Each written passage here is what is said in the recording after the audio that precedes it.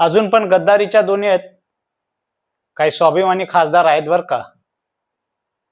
कारण पक्षाने 3-3 वेळेस डावललं तरी पक्षाशी गद्दारी न करता निष्ठेने त्या पक्षाबरोबर काम करून, त्या पक्षाबरोबर आपली बांधिलकी ठेवून 3 वेळेस खासदारकी नाकारली, खासदारकीचं तिकीट नाकारलं.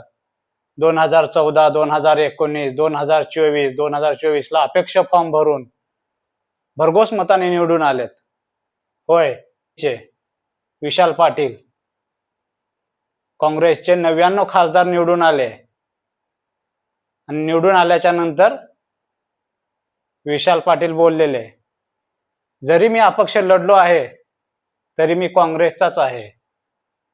99 खासदारापैकी एक खासदार मी आहे, तो 100चा आकडा पार करेन. जे आताचे चालले ना, जे की आम्ही विकासासाठी आम्ही सत्तेसोबत गेलोय, आम्ही जनतेच्या विकासासाठी आम्ही सत्तेत बसलोय. कारण की आत्ताही जर झालं तरी विरोधी पक्षामध्ये असून सुद्धा ते काम करतात. कारण विरोधी पक्ष टिकला तरच लोकशाही टिकते. 12 वर्षे झालं मोदी किती विकास केलेले आहेत आणि हे जाऊन आताचे 4 खासदार जाऊन विकासाच्या गप्पा मारतात.